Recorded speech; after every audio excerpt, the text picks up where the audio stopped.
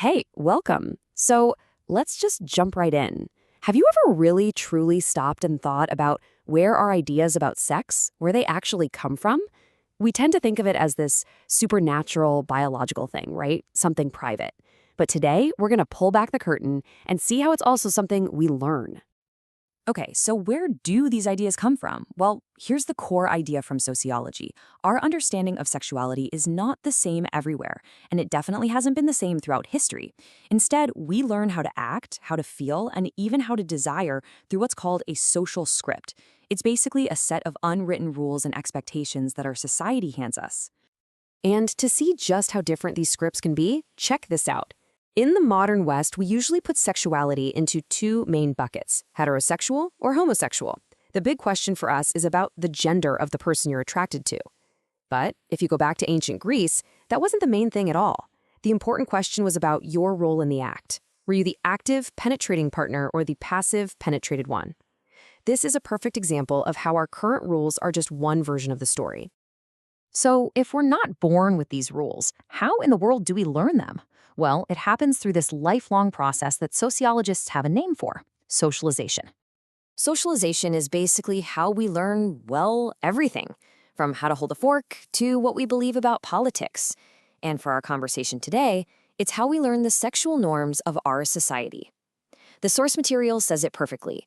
One learns from society how to express one's sexuality. We're given the playbook for what's considered normal sexual expression where we live. Now, in a lot of Western societies, the main script we're handed is built on this idea of heteronormativity. It's this deep-seated assumption that relationships are, normally between a man and a woman. This becomes the default setting, the baseline that everything else has historically been compared to. Okay, so if we're all learning a script, who's writing it? Who are the directors and producers teaching and enforcing these incredibly powerful social rules? Well, sociologists point to a few key institutions that are kind of the writers of this script. You can think of them as the primary teachers of sexuality. And the big three are religion, the law, and the media. We're going to break down each one. Each one has a different job, right? Many religions offer very clear moral guidance on what is proper sex. For a long, long time, the law actually made certain sexual acts illegal through things like sodomy laws, which basically wrote one specific norm into the legal code. And then, of course, there's the media, movies, TV, you name it, which socializes us by showing us over and over again what kind of relationships are normal and what we should want. For a huge chunk of history, this script was just accepted. It wasn't really questioned by science. But then, in the middle of the 20th century, that all changed. A biologist decided to actually study human sexuality scientifically, and what he found, well, it was like a bomb went off. And this is where it all started. Right here at Indiana University. A guy named Dr. Alfred Kinsey, who was actually an expert on gall wasps, of all things, became the founder of what we now call sexology. He and his team decided to do something that sounds simple, but was totally radical. They were going to collect actual data on what people were really doing behind closed doors. Kinsey's whole mission was to replace assumptions with facts. He was convinced that society's hangups about sex were mostly based on just plain ignorance, so his goal was to swap moral judgments for hard data, and the result was the world-famous Kinsey reports. So what did he find?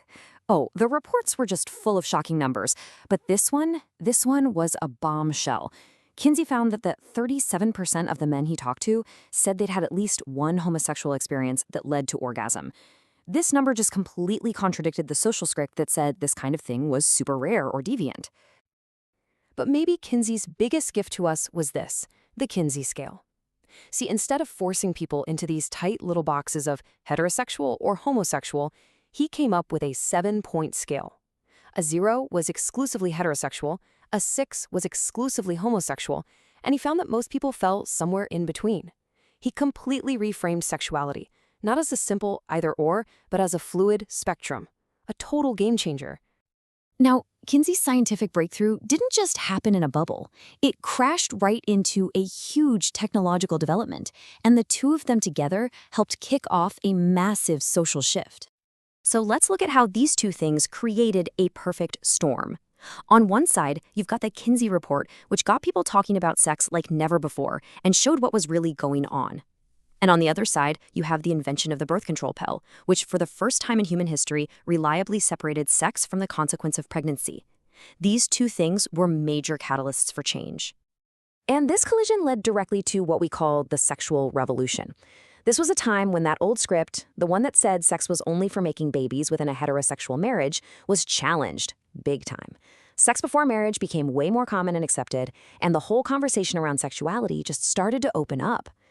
But, changing how people think is one thing. Changing the actual laws is a whole other battle. The social changes from the revolution started a decades-long legal and political fight to rewrite the official legal script of sexuality in America. Just take a look at this map.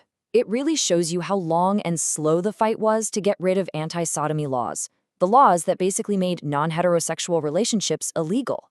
This wasn't one quick change. It was a state-by-state, decade-by-decade struggle that finally ended in 2003 with a huge Supreme Court case called Lawrence v. Texas. And this timeline really captures the back and forth of that fight. You have the 1969 Stonewall riots, which really lit the fire for the modern LGBTQ+ rights movement. But then you also had pushback, like in 1996 with the Defense of Marriage Act, which was an attempt to lock in one version of the script at the federal level. And then finally, you have these landmark Supreme Court wins in 2003 and then again in 2015, which legalized same-sex marriage and totally changed the legal script for the entire country. It's really important to remember that rewriting the script wasn't easy, and a lot of people were, and still are, against it. As the source material shows, there was a ton of organized opposition to these changes, a lot of it coming from very strong social and religious beliefs. It just goes to show you how powerful these social scripts are, and that changing them is usually a pretty intense cultural fight. So, why was the fight over marriage such a big deal? Because marriage isn't just a ceremony or a title, it's a whole package of legal rights and protections.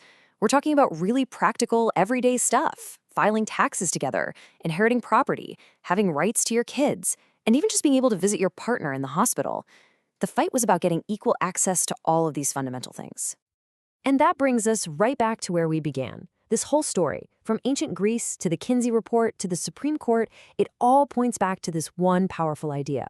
Our sexuality, yeah, it's deeply personal, but is also shaped and given its meaning by the world we live in. We learn the script, sometimes we fight against it, and over time, we all rewrite it together. So that leaves us with one last thing to think about.